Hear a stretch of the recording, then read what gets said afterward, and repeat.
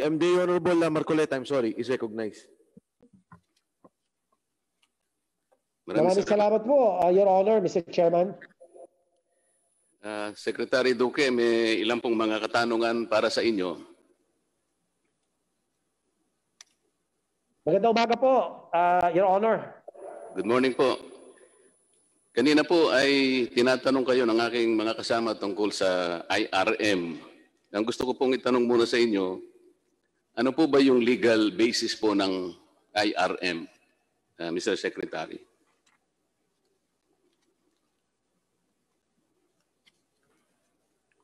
Maraming salamat po. Meron po tayong Republic Act 7875 at saka yung pong RA 11223 allowing PhilHealth to implement guidelines in provision of benefits, benefit payments, and allows PhilHealth to contractually engage healthcare providers. Meron din po yung Proclamation number 922, Your Honor, Mr. Chairman, declaring a state of public health emergency throughout the Philippines, allowing the government to utilize resources to prevent loss of life and to cut the epidemic transmission. Proclamation number 929 po, series of 2020, declaring a state of calamity throughout the Philippines and impose an enhanced community quarantine throughout Luzon. These, along with Proclamation number 929, are the basis of classifying COVID-19 as a so-called fortuitous event. Republic Act number 11469, or the Bayanihan to Heal as One Act, mandates PhilHealth to ensure that there is available funding to address the health crisis. This also allows PhilHealth to engage the private sector. Yun lang po, sir. Yun lang po, Your Honor, Mr. Chairman. Mr. Secretary, kasi binasa ko rin po yung Republic Act 7875 at saka yung amending legislation, yun pong 9141. Tiningnan ko po yung mga guiding principles, Mr. Secretary. Halimbawa po yung Article 1, Section 2, last paragraph or last sentence. Meron pong sinasabi ron yung paragraph F, effectiveness. Ang sabi po rito, Mr. Secretary, the program shall balance economical use of resources with quality of care. Ibig po sabihin nito, kahit anuman pong programa ang dapat na ipatupad ng PhilHealth, ay hindi po dapat kalimutan yung guiding principles na kung saan sa pagsasagawa po ng katungkulan o mandato ng PhilHealth para sa kaligtasan at kalusugan ng ating mga kababayan, yung economical use of resources po palaging nandoon eh. Ang totoo nun, meron pa pong isang paragraph Q, may sinasabi puro na cost containment. Ang sabi po rito, the program shall incorporate features of cost containment in its design and operations. Ibig sabihin po, Mr. Secretary, kung sakaling gusto niyong magpanukala ng isang IRM, ang palagi nating titingnan ay yung economical features ng cost containment at saka yung economical use of resources. Ang nangyari po kasi, Mr. Secretary, napakabilis po ng pagpapatupad ng IRM, pero nagkulang sa mekanismo kung paano ito ay maiingatan. Katulad po ng tinanong sa inyo kanina, hindi naman po mga COVID cases yung pinuntahan ng mga ibang pondo, katulad ng dialysis at iba't ibang mga kaso. Yun pala ay meron naman kayong all case rate na kung saan tinatanggap ang lahat ng mga ailments o lahat ng procedures.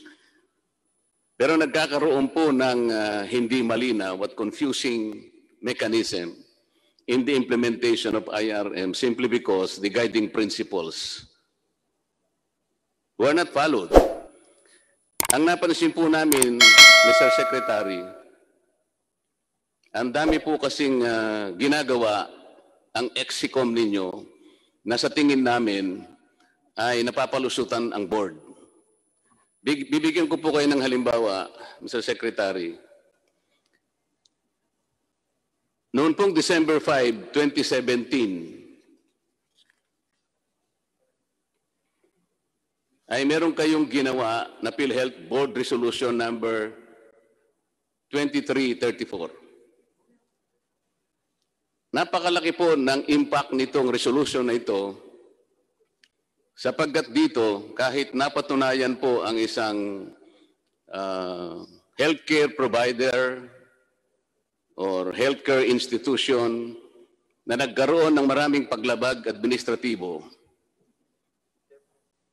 ito ay po pwede ninyong kansilahin ang kanilang suspendihin ang kanilang accreditation. Pero dahil dito sa PhilHealth Board Resolution na ito, nagkaroon ng shift from suspension or revocation of their accreditation, you shifted into the maximization of penalties. Ito pong resolution na ito, Mr. Secretary, gusto naming malaman, sino po ba sa Exicom ang nagpanukala nito? Sapagkat sa marami po namin pagtatanong sa susunod, ang isang pinaghalimbawa namin dito yung perpetual succor, na kung saan nagkaroon na po ng findings na suspension ng inyong arbitration office. In-uphold din po ng inyong board na dapat suspindihin ng 3 buwan yung PhilHealth ay yung perpetual succor. At nung pumunta sa Court of Appeals naman yung perpetual succor, ganun din ang ginawa ng Court of Appeals. In-uphold naman ang desisyon ninyo sapagkat napatunayan nila na tama po ang inyong desisyon. Pero dahil dito sa PhilHealth Board Resolution na ito, nagamit ito para palitan na lang yung desisyon na yon. Sa mga tweet, hindi na po ninyo sinispinde ng 3 buwan yung perpetual succor, minaximize na lamang po yung fine at ginawa pong 100,000. Mr. Secretary, yun pong Republic Act 7875, malinaw po ang sinasabi, hindi po kayo pwedeng mag-fine ng isang health care institution na lalagpas sa 50,000. Pero dito sa inyong ginawang resolution, nabaliwala po yun. Na-violate po yung 7875. Dahil sa kagustuhan, napalitan na lang ang suspension. Gawin na lang fine. Ito po bang PhilHealth resolution na ito, sa tingin ninyo ay legal, Mr. Secretary?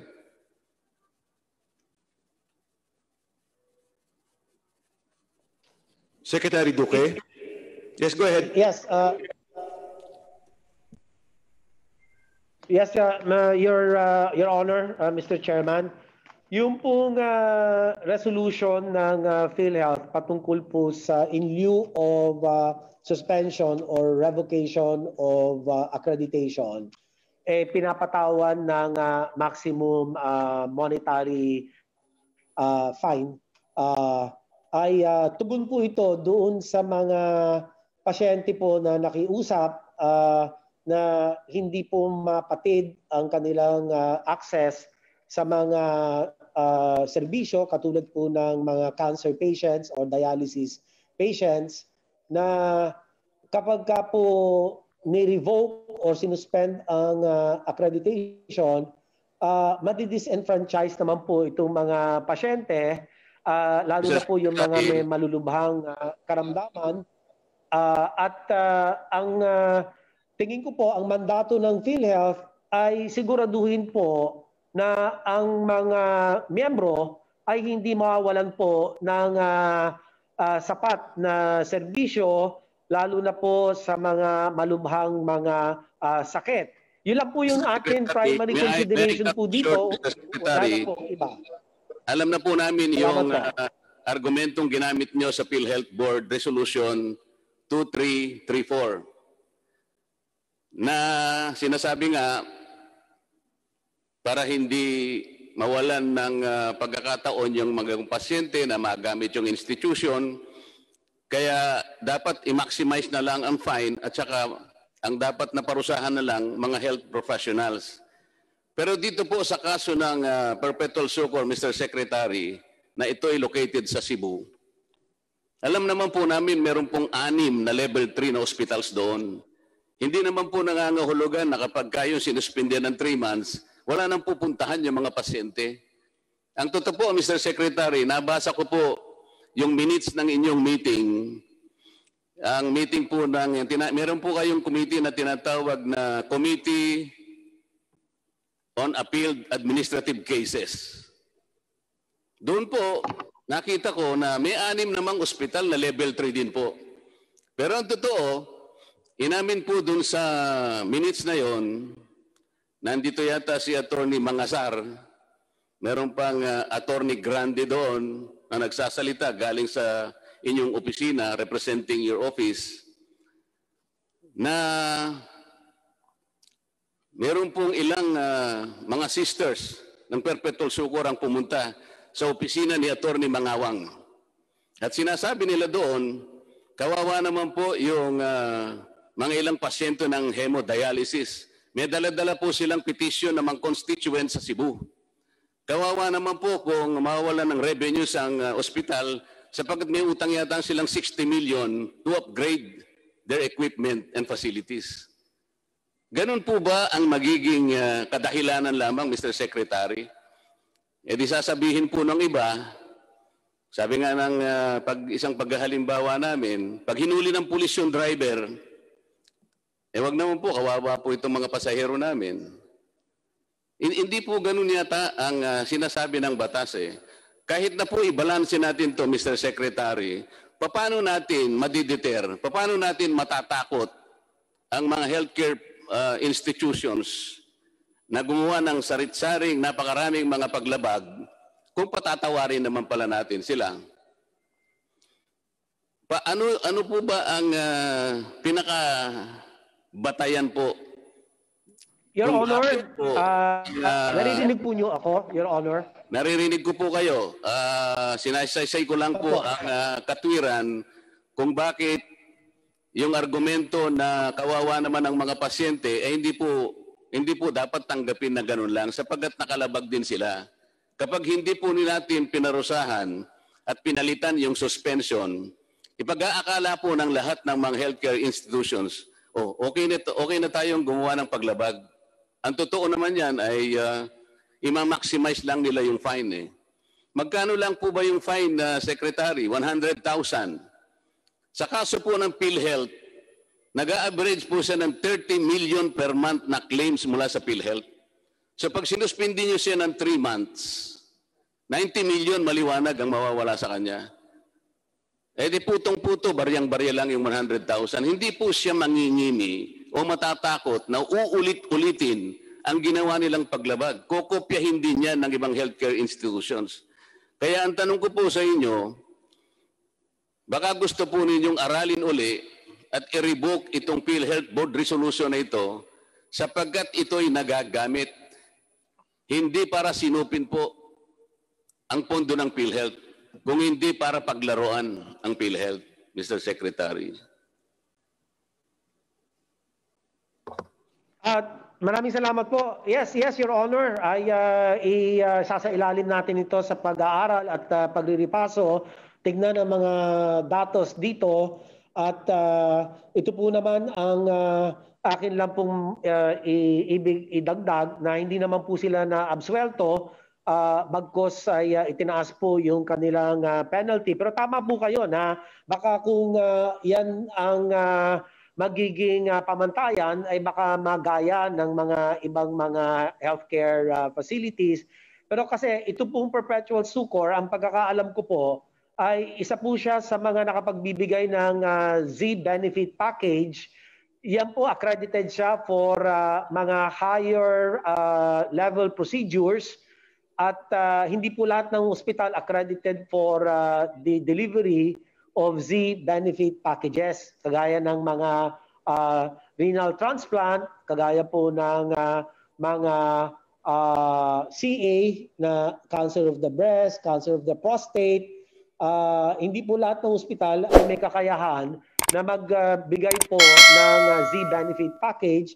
At kaya ito po ang isa din sa kadahilanan na in lieu of the suspension or revocation ay itinaas na lamang po yung kanilang penalty o yung fine. Pero tama po kayo, sir. Pag-aaralan po natin ito sa lalong madaling panahon para makita talaga kung saan ang mga puwang at kung paano po tutugunan at nang maiwasan ito pong mga ganitong mga sitwasyon. So, Secretary, total po ay papunta naman kayo sa pagre-revoke nitong PhilHealth Resolution 2334 at alam ko naman pong i-revoke ninyo sapagkat maling-mali. Isama na rin po ninyo yung Corporate Order number 2018-0039. Ito po yung implementing rules naman nung sinasabi nating board resolution ng PhilHealth 2334.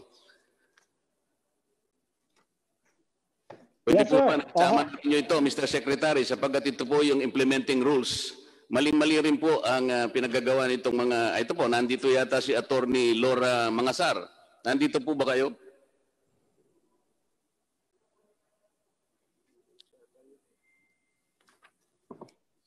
Hindi po kasi magiging mabuti, Mr. Secretary, nasa harap po ng napakaraming administrative na paglabag ng mga HCIs o mga health care centers, ay papalitan nyo lamang basta nawawala po yung inyong quasi-judicial power na nasa Republic Act 7875. Kaya po humaba itong pagtatalong ito, Mr. Secretary, at napapunta pa nga po doon sa pagkakakontempt ng inyong isang abogado rito dahil pinipilit niya na kahit po pala pinagtibay na ng inyong arbitration board at pinagtibay na rin ng inyong PhilHealth board at kayo naman ay sinuportahan ng Solicitor General, ipinipilit po niya sa kanyang pangangatwiran na pwede pa rin yung palitan dahil ang PhilHealth po ay merong quasi-judicial body. Kaya po siya napilitang i-contempt namin sapagkat kung ano-ano po yung pinagsasasabi niya eh. Kahit basahin po ninyo yung Republic Act 7875, yung quasi-judicial power ninyo, hindi po saklaw. Napapalitan ninyo mismo ang sarili ninyong desisyon, lalong-lalo na kung ito'y pinagtibay na ng korte. Ngayon, nung tinanong po siya, kung titindigan pa niya yung sinasabi niya, malupit po ang kanyang sagot. I stand by my opinion. Kasi po gumawa siya ng opinion eh. Gumawa siyang legal opinion, Mr. Secretary, 1 year after the promulgation of PhilHealth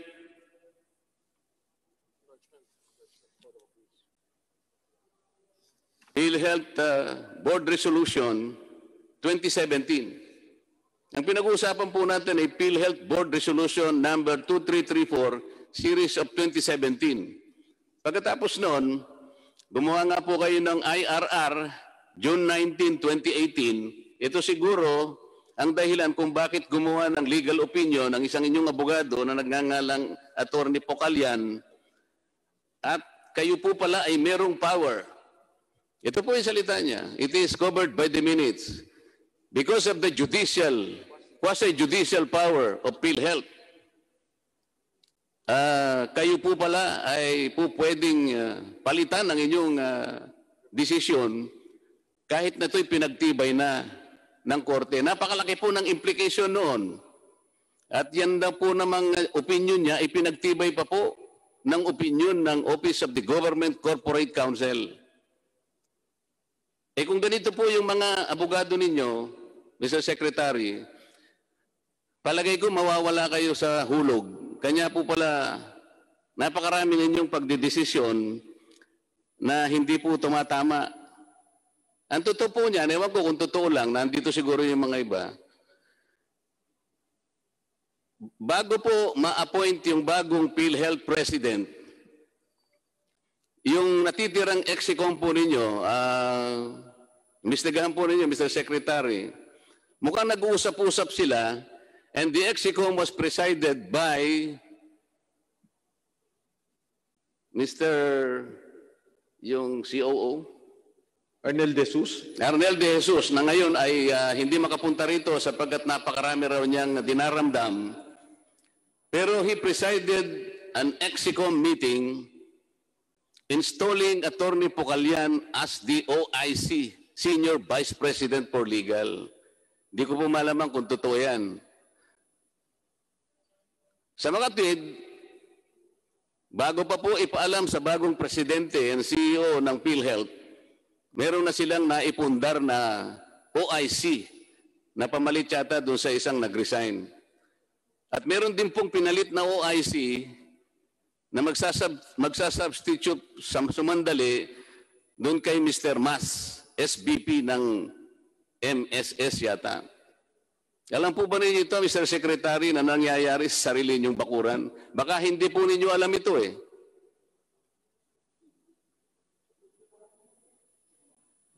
Salamat po. Yung pong pagtatalaga nitong mga OIC, ang layunin lang po, ang aking pong pagkakaintindi, ay para hindi po matigil ang day-to-day operations kasi maapektuhan po ang delivery of services. So sa madalit salita, in the exigency of service, ang atin pong COO ay nagkaroon po ng recommendation subject to board approval kung sino po yung mga OIC. Pero yan naman po ay pwede rin baguhin yan kapag mas malinaw na merong mga ibang tao pa na mas may kakayahan para po maipwesto at gawin yung pinakamahusay at talagang yung exigency of service or yung pong hindi maputol ang serbisyo. Mr. Chairman, Your Honor. Secretary, kayo na rin po nagsabi para sa exigency ng service, dapat ipalit yung pinakamahusay. Pinakulong nga po namin yan dahil na contempt eh. Ano po ba, parang nililibak po ba yung House of Representatives at siyang nilagay ulit dyan na OIC? Wala na po bang mas pulpul kaysa dyan, Mr. Secretary?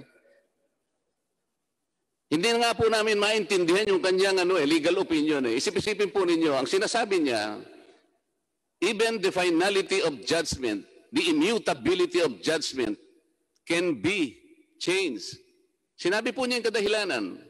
Isa po, clerical error. Ang isa po, non-protunct. Yung minsan naman po ay invalid, void ang judgment. Yung iba po naman ay buhay at kamatayan ang pinag-uusapan.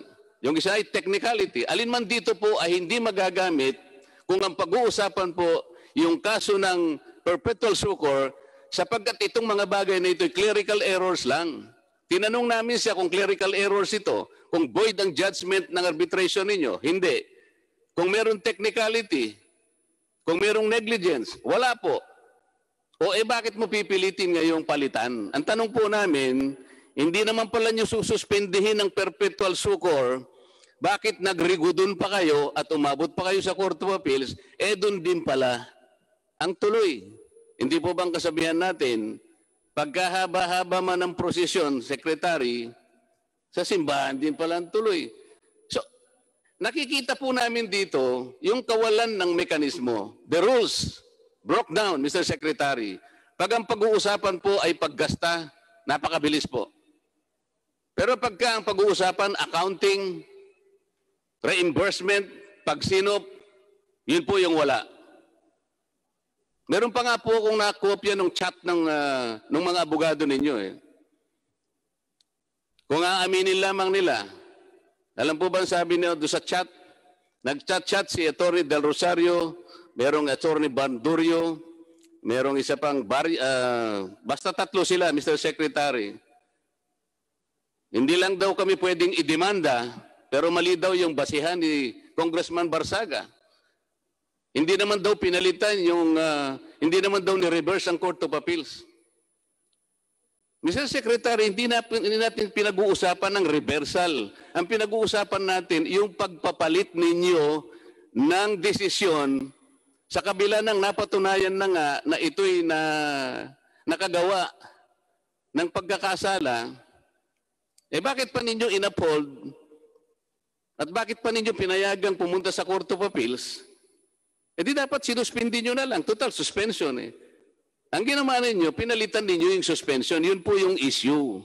Kaya ang sinasabi ni Atty. Pucallan at ang inyong magagaling na mga abogado, pwedeng palitan. Doon po sumasabit ang mga regulation, Mr. Secretary. Yung po pwede, yung case-to-case basis. Doon papasok yung discretion. Doon papasok ang corruption, Mr. Secretary. Kaya hindi po malinaw, hindi po istrikto ang pagpapatupad. Yun lamang po ang aming observation, Mr. Secretary.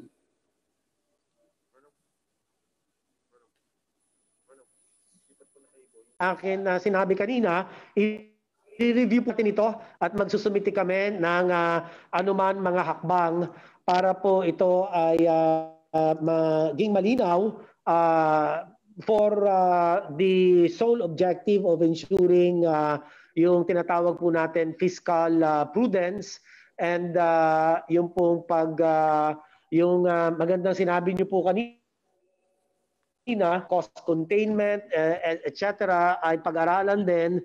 At makakaasa po kayo, Mr. Chairman, na ito pong resolution na ito ay riripasuhin natin at titingnan kung ano pa ang pwedeng gawin para mas maisaayos. Ngunit gusto ko lang pong ibalik doon sa pagtatalaga ng OC, Your Honor, Mr. Chairman, ito naman po ay hindi nangangahulugan na hindi sila pwedeng palitan pa.